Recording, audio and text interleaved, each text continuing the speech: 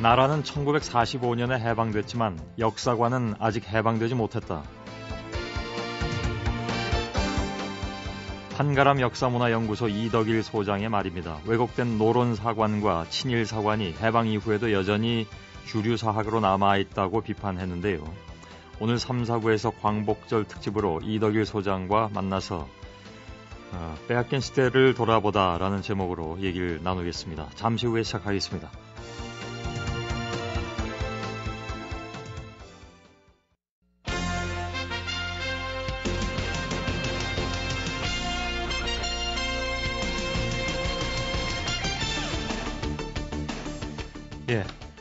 손석희의 시선집중 8월 15일 광복절 특집 방송이 되겠습니다. 저희가 제목은 빼앗긴 시대를 돌아보다라는 것으로 정했는데 오늘 나눌 얘기는 이제 대한제국이 일본에 의해서 강제 병합된 그 전후의 시대상을 좀 살펴보겠습니다. 물론 이제 광복절이라 하면 빼앗긴 나라를 다시 되찾은 날인데 거꾸로 그럼 왜 빼앗겼느냐 이걸 다시 되짚어보는 것도 의미 있는 작업이 될 것 같습니다. 오늘 세 번째 나와주신 것 같은데 과거에 이제 명절 특집 때 한 2번 나와주셨던 이덕일 한가람 역사문화연구소 소장이십니다. 안녕하세요. 예, 안녕하세요. 예, 오랜만에 뵙게 됩니다. 예, 반갑습니다. 예. 이 시간은 늘 일어나서 공부하시는 시간이라면서요? 뭐 그럴 때도 있고 아닐 때도 있고 그렇죠. 물론 뭐 그렇겠습니다만. 예. 오늘 그 빼앗긴 시대를 돌아보다라는 그 제목을 정해놓고 대한제국 멸망 전후에 우리 그 역사 속에 감춰진 얘기들 이걸 좀 중심으로 얘기를 좀 나눴으면 좋겠습니다. 자료를 보니까 고종은 1864년에 일왕 메이지는 딱 4년 늦은 1867년에 3년 늦은 건가요? 즉위를 했는데 두 군주의 즉위 때까지만 하더라도 조선하고 일본이 뭐 우열을 가리기는 좀 어려웠다. 그런데 그 직후에 세기가 바뀌면서 병합하고 병합당하는 관계로 가는 그 사이에 어떤 그 일들이 있었는가 하는 문제가 우선 좀 첫 번째로 얘기를 나눌 문제인 것 같습니다. 최근 들어서 왜 고종에 대한 재평가 작업이 있지 않습니까? 역사학자들 사이에서는. 우선 이덕일 소장께서는 고종의 치세에 대해서는 어떻게 평가를 하고 계신지요? 역사적 평가라는 것이 딱 이제 역사학자들만의 몫이냐 하는 문제를 좀 이야기할 필요가 있는데요. 예, 그러니까 역사 평가라는 게 어떻게 보면 단순한 겁니다. 그러니까 잘했는가 못했는가. 그러니까 과정과 결과를 보고 과정도 훌륭하고 결과도 훌륭하면 잘했다라고 평가하는 거고 예. 둘 중에 하나라도 이제 문제가 있으면은 그다음에 이제 평가가 복잡해지는데요. 고종 같은 경우 예를 들면 이런 겁니다. 우리 회사 사장님은 대단히 훌륭한 분이시다. 수백 년 된 기업을 물려받으신 분이시다. 예. 근데 그 회사 어떻게 됐느냐? 그 회사 망했어. 이거하고 똑같은 이야기거든요. 예. 그러니까 과정에 있어서나 결과에 있어서나 결국은 일본의 메이지와 동갑이고, 그 메이지와 이제 주기도 몇 년 차이 나지 않음에도 불구하고 한 명은 먹혔고 한 명은 먹었는데 그 먹힌 사람이 훌륭한 군주였다. 불쌍한 군주였다라고 말할 수는 있을지 몰라도 훌륭한 군주였다라고 말하는 것은 대단히 곤란하다라고 보죠. 이게 무슨 문제가 있냐면은 이런 식의 망국 군주까지도 이게 훌륭한 군주의 반열로 올려놓게 되면은 역사의 평가라는 건 의미 자체가 없어지는 겁니다. 그 위에 누구든지 다 망국 군주까지도 훌륭한 군주라고 평가할 수 있다면 그 이후에 나라가 망하지 않은 선에서는 어떠한 뭐 대통령이나 누구라도 그보다 훨씬 훌륭한 그 대통령으로 평가할 수 있다라는 이야기가 되거든요. 알겠습니다. 그러니까 대단히 이제 문제가 많다는 거죠. 기본적으로 재평가에 의한 어떤 높임의 작업은 별로 필요 없다. 그러니까 온당치 않은 것이다. 네, 그러니까 그 당시 살았던 사람들이 바보가 아니거든요. 그러니까 그 당시 살았던 사람들이 대부분 다 이제 부정적으로 평가했다 그러면 그만한 그 이유가 있으니까 부정적으로 평가한 건데 그 이유는 뭐라고 분석을 하십니까? 그러니까 결국 고종이 훌륭한 군주였다라고 평가를 하려면은 고종의 이제 정치를 되돌아봐야 되는데요. 결국 그 당시 고종이 선택할 수 있었던 개화라는 방향을 선택한 건 잘한 겁니다. 그런데 개화 정책을 추진하려면 개화를 추진하는 정치 세력과 손을 잡아야 되지 않겠습니까? 예, 예. 그 당시 개화를 추진했던 정치 세력은 크게 이제 그 두 파가 있는데 같은 개화파지만 예. 김옥균 중심의 급진 개화파가 있고 그다음에 김홍집 중심의 온건 개화파가 있습니다. 예, 예. 그런데 갑신정변 때 고종은 급진 개화파를 다 죽여버리고 그다음에 아관파천으로 러시아 공사관으로 도망가고 난 다음에 거기서 가장 먼저 내린 명령이 경무관, 경찰 간부들을 불러서 예. 저 갑오개혁 주도하고 있는 김홍집 일파 저거 다 역적이니까 때려 죽여라. 그래서 이 김홍집 갑오개혁을 주도하던 김홍집 오윤종 등이 맞아 죽는 겁니다. 예, 예. 그래서 매천 황현이 나라 망했을 때 목숨 끊은 매천 황현이 고종이 왜 러시아 공사관 아간파천으로 도망갔느냐라고 할 때 이 매천 황현은 헌정에 속박되기 싫어서 도망간 것이다. 예.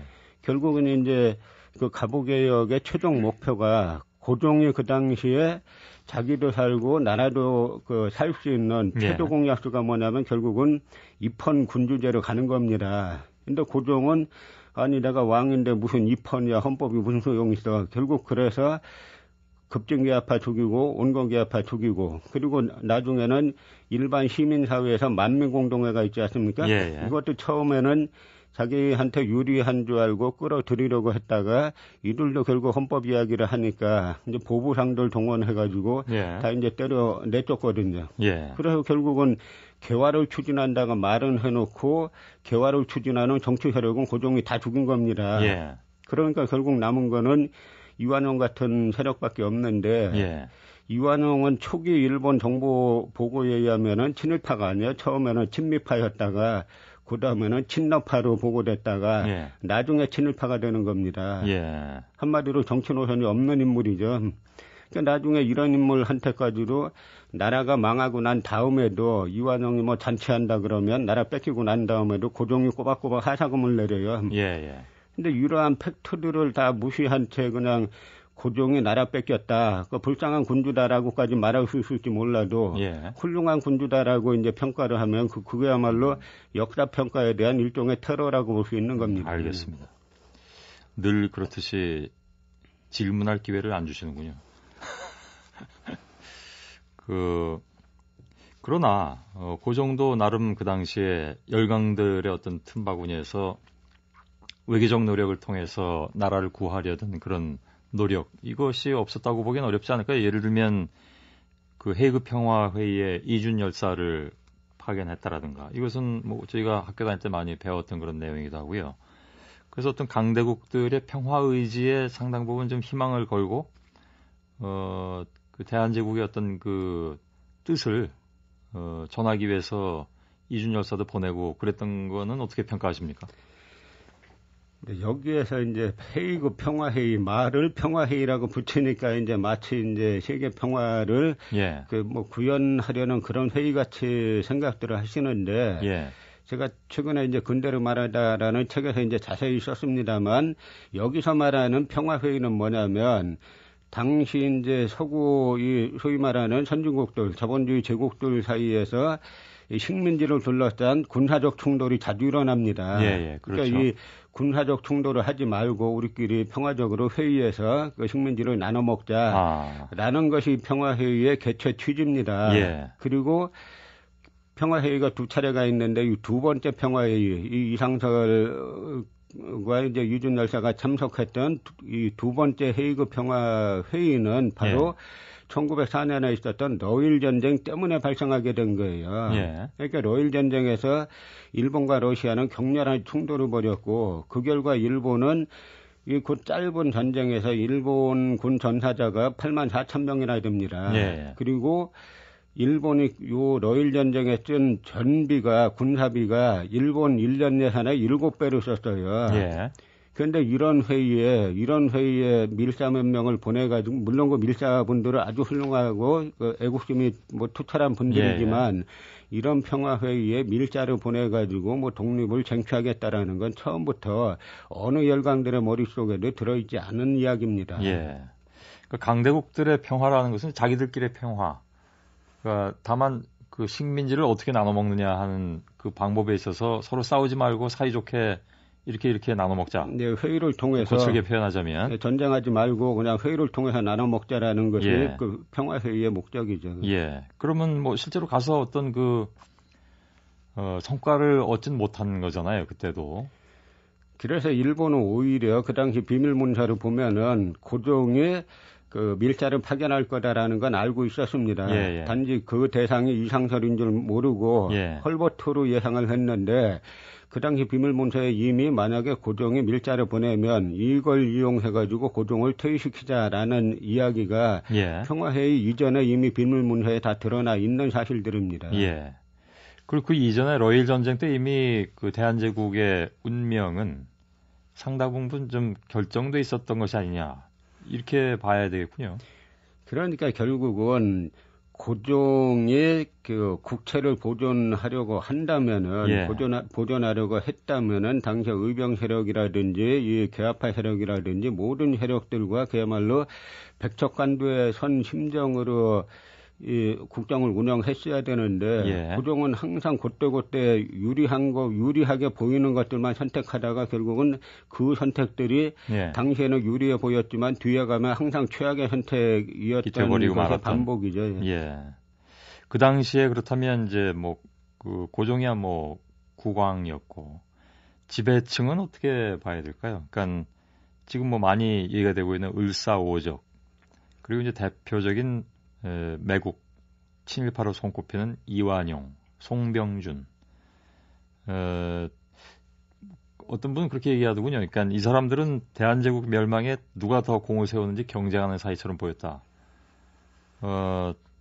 근데 이게 뭐 한 개인의 어떤 뭐랄까요. 영향력에 의해서 이렇게 나라가 왔다 갔다 할 수 있는 그런 상황이었는지 그것도 좀 궁금하고. 그러니까 그 당시 나라가 이제 그 망할 직전에 오면은 이제 상황이 내부에서 이제 서로가 친일 경쟁에 나서는 상황이 발생하는데요. 예. 그 배경이 뭐냐면 일본 내엔 이제 두 파가 있습니다. 하나는 야마가타 류도모라는 그 육군 대장 중심의 군부 강경파가 있고 예. 이들은 러일 전쟁까지 치렀으니까 대한제국을 바로 점령해 버리자라는 그 정치 세력이고 예. 또 하나는 이토 히로부미 중심의 약간 이제 문과 농건파가 있는데 이들은 대한제국은 먹긴 먹되 이제 국제 여론도 조금 신경 써가면서 먹자 이제 이런 주의자입니다. 예. 그런데 결국 이토 히로부미가 군부 강경파와 이제 대한제국을 바로 점령하자라는데 동의하고 난 다음에 일본 가기에서 비밀리에 병합한다라는 거를 이제 통북 강점한다라는 것을 결정을 하고 그 다음에 이제 그 안 죽은 의사에게 그 맞아 죽는 건데요. 예. 그러고 나서 국내에 통감으로 이제 부임하는 인물이 데라우찌라는 육군 대장인데 이 인물은 바로 강점하자라는 주의자니까 당시 이완용이 급해진 겁니다. 서로가 매국 경쟁에 나선 세력이 조직 기반이 있어요. 하나는 송병준은 일진회라는 조직 기반이 있고 이완용은 인조반정 이후로 계속 집권당이었던 노론이라는 조직 기반이 있습니다. 여기서 또 결국 노론이 나오는군요. 예. 그래서 이 이완용이 마지막 노론 당수입니다. 그래서 결국 두 양파가 이제 친일 경쟁을 벌이는데 일진회가 보다도 노골적이었죠. 일진회에서는 한일합방 청원서를 뭐 일본에도 제출하고 이완용이 그 수상을 있는 가기에도 제출을 하죠. 그러면 이완용은 그걸 각하시킵니다. 왜 각하시키냐? 일진회의 합방 청원으로 합방이 되면은 합방의 제일 공로자는 일진회가 되지 않습니까? 그러니까 각하시키고 결국은 자기 자신이 자신과 자신의 당파인 노론이 그 합방의 최고 공로자가 돼야 되겠다라는 생각에서 이제 각하를 시키죠.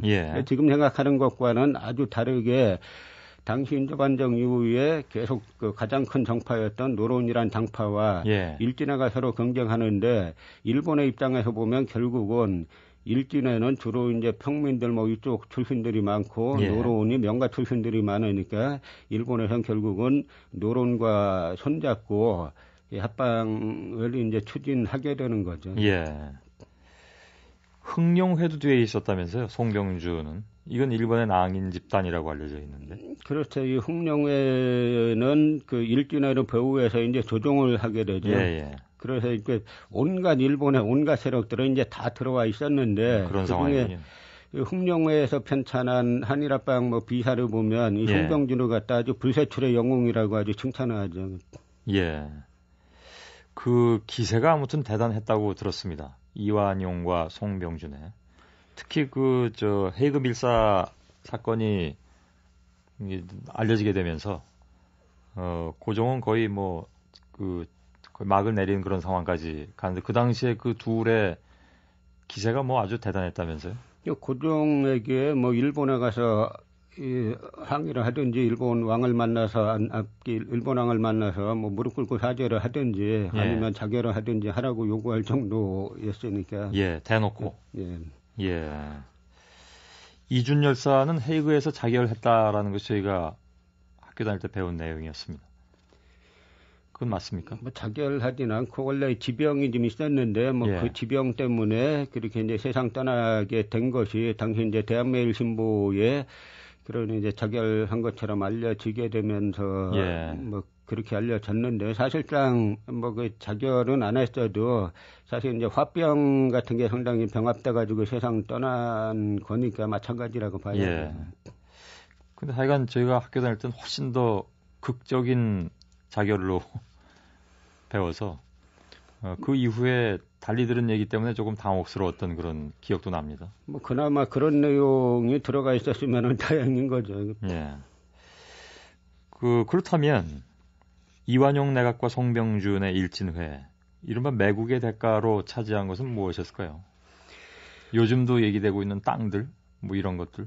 그 당시 한일 합방 조약을 보면은 그 조약문 5조에 실려 있습니다. 이게 일본국 황제는 말하자면 나라 망하는데 공을 세운 한국인들에게 이대로 귀족으로 임명하고 은하금을 준다라고 규정이 돼 있어요. 예. 그래서 1910년 10월 달에 76명에 달하는 이 한인들에게 귀족의 자귀를 주고 이제 막대한 특별 예산을 편성해서 이제 막대한 돈을 주게 되죠. 예. 그런데 그 76명을 이제 분석을 해보면은 이제 두 흐름이 있습니다. 하나는 왕족들이 있고요. 예. 그러니까 마지막 황제 순종의 이제 장인이었던 윤태경도 후작으로 들어가 있죠. 예. 이 윤태경은 일제시대 때 온갖 이제 사기 부정 이런 걸 해가지고 나중에 자산 다 탕진하고 부채왕이라는 이제 별명으로까지 불리는 인물입니다만 예. 이 흐름이 있고 또 하나는 당파를 알 수 있는 사람들이 한 64명쯤 되는데 예. 이 64명의 당파를 분석해 보면은 이제 남인은 없고 북인은 2명이고 소론이 6명이고 나머지 56명이 다 노론입니다. 다 노론이다. 그래서 이들이 그대로 일제시대 때 그 세력을 존속하고 있는데 이때 이제 이완용의 비서였던 이인직이 통감부 외사국장 고마스를 비밀리에 만나서 합방 전에 나라 빼앗기기 전에 비밀 협상을 합니다. 이때 무슨 이야기를 하냐면 원래 우리는 중국을 종주국으로 섬겨왔는데 그걸 일변해가지고 일본이 종주국이 되는 것뿐이다. 라고 말하는데 이게 그대로 노론 당론이에요. 이인직이라 하면 저희가 익히 알고 있는 그 혈의누의 작가. 혈의누의 작가죠. 그러니까 문제는 아직도 이런 혈의누라는 소설을 쓴 이 작가를 갖다가 그 교과서에서 선각자를 가르치고 있지 않습니까? 바로 이제 우리 현재 오늘 이야기를 해야 됩니다. 근데 혈의누를 갖다가 아주 훌륭한 작품이라고 말하고 있지만 정작 그 작품의 내용에 대해서는 설명 안 하고 있죠. 그 작품의 내용이 뭐냐면 그 청일전쟁 때 청나라 군사에게 겁탈당할 뻔한 조선 처녀를 일본군이 구해준다는 그런 내용이에요. 사실 저희들은 그냥 읽어보지도 않고 혈의누 하고 그냥 배우기만 했던 기억이 납니다. 근데 그 혈의누를 혈의누 배우면서 이걸 갖다 아주 선구적인 작품으로 이인직을 성각자를 가르치고 있지 않습니까? 최초의 현대 소설. 그러니까 그렇게 교과서에 싣고 있는 사람들이 누구고 왜 그 배경이 지금까지 이인직이란 나라 팔아먹는데 이완용의 비서로서 비밀 협상을 주도한 인물을 지금까지 왜 우리 학생들이 그 매국노가 아닌 성각자로 알아야 되느냐, 교과서에서 왜 그렇게 가르쳐야 되느냐, 라는 지금의 문제 제기를 해야 된다는 거죠. 그 얘기 조금 이따 다시 또 해야 되겠습니다만. 당시에 이른바 이제 친일이라는 것이 어떤 죄의식이 없이 이렇게 서로 내놓고 얘기할 정도의 상황이었다라는 것은 다시 말해서 뭐 그런 것도 있지 않았을까요? 혹시 이 길이 결국은 조선이 살 길이 아니냐.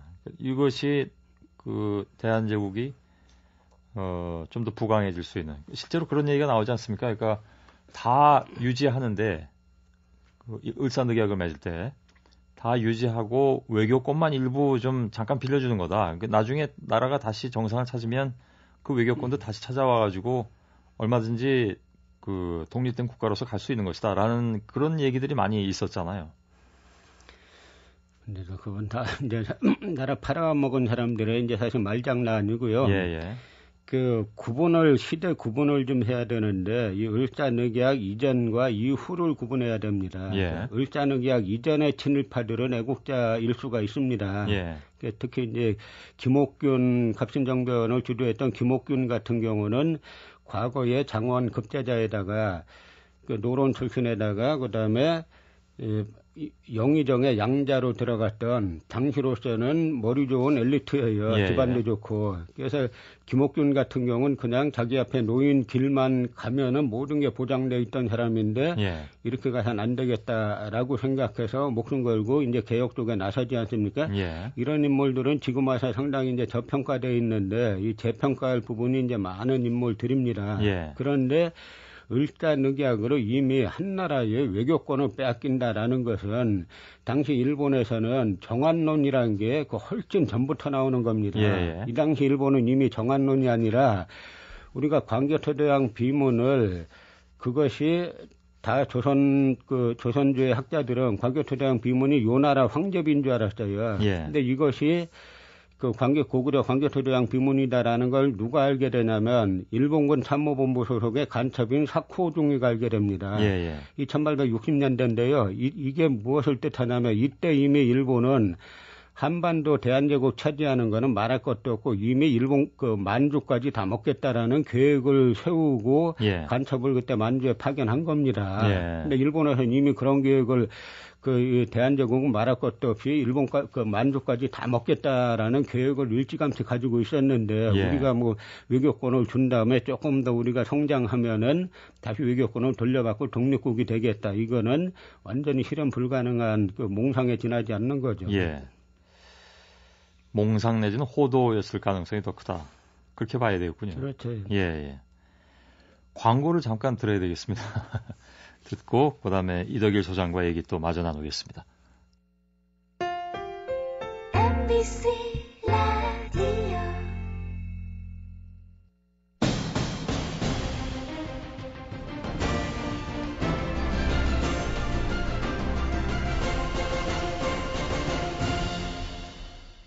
예, 손석희의 시선집중 8월 15일 광복절 특집 3, 4부를 진행하고 있습니다. 오늘 이 시간에 아주 가끔 나와주셨던 대개 명절 특집 때 나오셔서 우리 역사 얘기를 해주셨던 한가람 역사문화연구소 이덕일 소장님. 아마 이분의 역사책은 모두들 한 번쯤은 읽어보셨을 것 같은데요. 아무튼 이덕일 소장님과 함께 얘기를 좀 나누고 있습니다. 특히 제목을 빼앗긴 시대를 돌아보다로 해서 광복도 물론 중요하지만 도대체 우리에게 광복이라는 것이 있게 했던 일제시대 한일 강제 병합 시대는 어떻게 오게 되는 것인가 하는 문제를 따져보면서 그 이후에 이른바 이제 친일파들의 득세 얘기까지 하면서 오늘 마무리를 좀 할까 합니다. 아까 이제 그 여러 가지 얘기가 물론 나왔는데요. 우선 이걸 좀 짚고 넘어갔으면 좋겠습니다. 저희가 지난번에 그 설 특집 때인가요? 한번 얘기를 나누긴 했습니다만은 그 노론에 대해서 매우 비판적이시고 노론이 조선시대 이후에 일제강점기를 거쳐서 그 이후의 시대까지도 사실은 관통하고 있다라는 그런 말씀을 해주셔서 무척 인상 깊게 들은 바가 있습니다. 노론이라는 어떤 집단일까요? 인조반정에서부터 시작을 하는데요. 결국 이제 인조반정의 명분이라는 것이 그 조선 임금은 그 명나라 황제의 입장에서 볼 때는 제후 신하에 지나지 않는다. 그래서 이제 광해군이 명과 청 사이에 그 등거리 외교를 한 것이 자신들이 임금으로 섬기는 명나라 황제에 대한 불충이다라는 논리로 이제 인조반정을 일으키게 되죠. 예, 예. 그러면 이제 극도의 사대주의, 숙명의 사대주의가 나타나게 되는데 결국 뭐 쿠데타 명분은 이렇고 저렇고 할 수 있지만 결국은 이들이 어떤 사회를 만들려고 했는가가 문제죠. 예, 예. 이들은 주자학, 성리학을 유일 사상으로 만들고 그다음에 신분제를 더욱더 그 당시 이제 사회 분위기는 신분제 해체 내지 완화를 요구하고 있었는데 신분제를 더욱 이제 강화하게 되고 예. 그래서 양반 사대부들의 기득권을 더욱 이제 강화하게 되고 노비제를 계속 유지하게 되고 남녀 차별을 극대화하고 하는 식으로 결국은 그 시대가 원하는 방향과는 그 정치 질서를 거꾸로 가지고 간 겁니다. 예, 본인들의 기득권을 위해서. 그렇죠. 그러다 예. 결정적으로는 그렇게 인조반정 이후에 뭐 250여 년 가까이 집권을 했으면은 예. 나라 망할 때는 좀 이제 비장하게 나가서 싸워야 되지 않습니까? 예. 근데 결국 나라 망할 때는 집단적으로 망국에 나서서 이제 나라를 팔아먹게 되니까 그러니까 비판적으로 볼 수밖에 없다는 거죠. 그래서 그 일본이 자기를 수여한 76명의 이른바 수작자들 가운데 대부분 50여 명이 되는 사람들이 노론이다. 그 결과로서 얘기해주는 부분이 있군요. 그렇죠. 그래서 3.1운동 이후에 그 저자가 불분명한 두꺼운 책이 있습니다. 그 일본 쪽 입장에서 쓴 건데 뭐라고까지 쓰여 있냐면 예. 우리가 그 나라가 이제 망한 이후에 일본이 차지한 이후에 너무 노론 세상이 됐기 때문에 예. 그래서 소론이나 남인 계열들이 3.1운동에 대거 가담하는 바람에 이 3.1운동이 이제 거세게 일어났다라고 분석하는 책까지 제가 본 적이 있습니다. 예, 예. 하여간 그 역사란 것은 공부하면 공부할수록 새로운 세계가 펼쳐지는 것 같습니다. 그래서 그 상식적으로 생각한다면 일제강점기에 이렇게 자귀를 수여받고 여러 가지 특권을 누린 사람들이 광복 이후에는 당연히 처지가 달라져야 되는 것인데 이건 뭐 늘 우리의 그 화두이기도 합니다만 그럼에도 불구하고 왜 그렇게 되지 못했던가 하는 것의 가장 큰 원인은 뭐라고 분석을 하십니까? 결국 그 해방 직후에 친일파 청산이라는 것은 누구도 부인할 수 없는 친일파 자신들도 부인할 수가 예. 없었던 대명제인데 예. 이것이 결국 이제 이승만 뭐 초대 대통령의 그 집권 그 야욕과 같이 맞물리면서 결국은 이 친일파들을 재등용하는 정치 구조를 이제 그 이전에 미군정 시대에도 여러 가지 뭐 이유로 해서 친일파의 청산이 이루어지지 못했던 것도 맞지 않나요? 미 군정도 마찬가지로 미 군정도 이 당시 이제 친일파들을 청산하고 독립운동가들 중심으로 국정을 이제 꾸렸어야 되는데 예, 예. 이제 미 군정에서부터 친일파들 재등용 구조가 이루어지게 되죠. 그래서 그 강우규 의사가 사이토 총독 부임 때 이제 폭탄을 던지지 않았습니까? 예. 이 강우규 의사를 체포한 인물이 이제 김태석이라는 친일 경찰인데 예. 이 인물이 반민특위가 그 설치되는 1948년도에 용산 경찰서장을 하고 있습니다. 예. 이제 그런 구조들인데 이제 문제는 그 미 군정 때도 그렇고 해방 직후에도 반민특위가 만들어져서 이제 친일파 청산 문제가 나오지 않습니까? 그런데 미 군정 때에도 이미 이제 관선위원으로 있었던 그 독립군 정의부 출신의 정의영 선생이라고 있습니다. 이 부분이 그 회의 때 뭐라고 하냐면 친일파를 어떻게 다뤄야 되느냐. 그래서 이번에 뭐라고 주장하냐면 그 실형은 최소화하되 국민권과 국민권 그러니까 선거권과 피선거권은 광범위하게 제한해야 된다. 그러니까 감옥에 넣거나 하는 숫자는 최소화하더라도 그 투표권이나 어떤 공직 담임권 같은 것은 최소화해야 된다라고 이제 주장을 하는데 그렇게 되니까 그 당시에 이제 관선위원회도 그 미군 정사나 관선위원회도 이 친파들이 여러 들어와 있었는데 이들이 그럼 뭐 다 제한하자는 거냐라고 하니까 정영 선생이 뭐라고 하냐면 그렇게 하지 않으면 그들 친일파들이 정권을 장악할 것이다. 라고 말하는데 그대로 이제 실현이 된 거죠. 그래서 이 한국 독립사라는 책이 있습니다. 1960년대 초반에 그 참의보 참의장이셨던 이제 김승학 선생이란 분이 쓴 책인데요. 그 책의 서문에다가 뭐라고 써놨냐면은 나라가 새로 이제 광복이 되면은 광복이 되면은 독립운동에 목숨을 바치거나 고생했던 사람들은 보상을 하고 그다음에 친일파들은 엄하게 처벌을 함으로써 후세에 그 경계를 보여야 되는데 오히려 거꾸로 그 일제시대 때 독립운동자들을 압박하던 자들로 하여금 독립운동자들을 또다시 압박하게 이제 만드는 정치구조가 만들어졌다.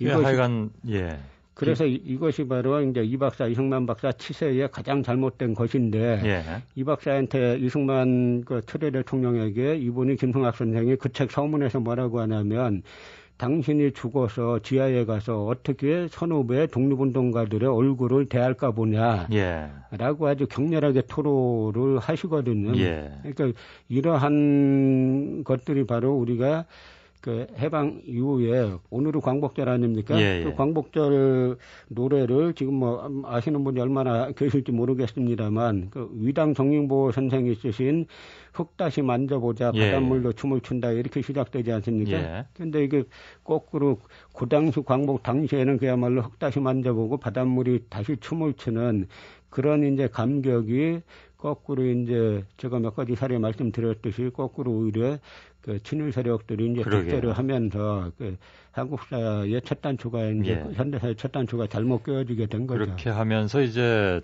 그 우리가 배우고 있는 사관도 결국은 이른바 친일 사관 이런 것들이 그대로 맥을 이어온 것이 아닌가.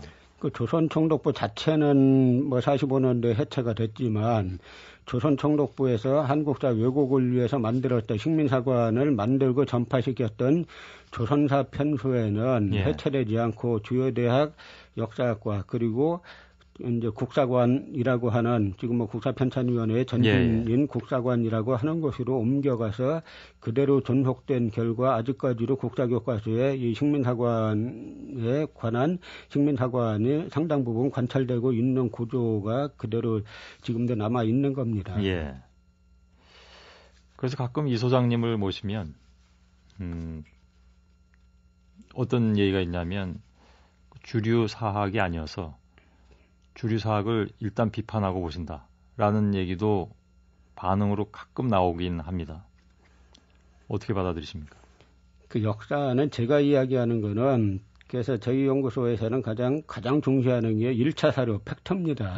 팩트에 기반해 갖고 역사를 해석하자라고 하는 건데 제가 지금 말씀드리는 것도 다 팩트에 의해서 말씀드리지 않습니까? 그럼 제 말이 틀렸으면은 제 말이 팩트가 틀린 1차 사료가 틀린 걸 이야기하고 반박을 하면 되는데 그런 반박이 아니라 이제 그 뭐라 그럴까 그런 식의 뭐 주류가 아니기 때문에 주류를 비판한다는 듯이 주류가 올바르고 정당하면 당연히 주류를 칭찬하는 거죠. 주류가 잘못됐으니까 이것이 이제 바뀌어져야 되는 것이 아닌가라는 지극히 상식적인 이야기를 하는 겁니다. 알겠습니다. 오늘도 하여간 들어도 끝이 없을 것 같습니다. 모실 때, 오늘 세 번째 모셨는데, 모실 때마다 드는 느낌은 계속 나오는 우물 같습니다. 말씀이. 언젠가 또 모실 수 있을지도 모르겠습니다. 약속은 못 해드리겠습니다만. 잘 들었습니다. 여러 가지를 생각하게 하는 그런 시간이었다고 생각합니다. 우리 청취자 여러분들께서도 마찬가지인 것 같고요. 8월 15일 광복절 특집 빼앗긴 시대를 돌아보다 한그람 역사문화연구소의 이덕일 소장과 함께했습니다. 오늘 고맙습니다. 고맙습니다.